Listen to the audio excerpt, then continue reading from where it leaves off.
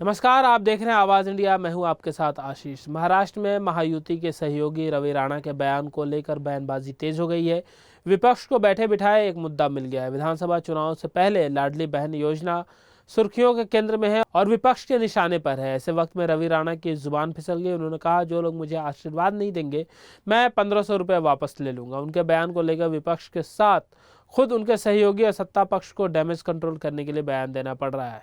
काल आमदार रवी राणा यांनी मुख्यमंत्री माझी लाडकी बहीण या योजनेच्या संबंधी एक आक्षेपार्ह विधान केलं आणि जरी ते महायुती घटक म्हणून आमच्या सोबत आहे तरी सुद्धा त्यांच्या या वक्तव्याचा मी या ठिकाणी निषेध करते।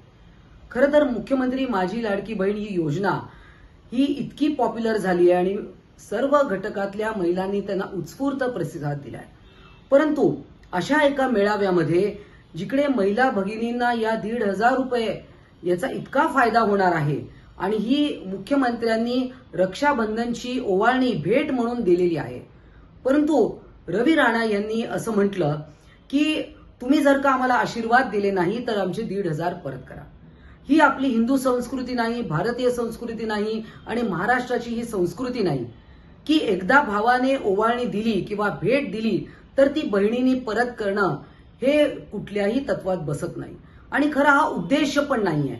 आज ज्या गोरगरीब महिला आहेत तर त्यांना हे 1,500 रुपये देखील महत्वाचे आहेत आणि त्यांचा रोजचा जो घरचा खर्च आहे तो याच्यातनं त्या चालवतील आणि म्हणून या योजनेबाबत त्यांनी जे आक्षेपार्ह वक्तव्य केलं त्याच्याबद्दल खरं तर त्यांनी त्याची दिलगिरी व्यक्त करायला पाहिजे आणि पुन्हा एकदा आम्ही त्यांच्या या वक्तव्याचा निषेधच करतो।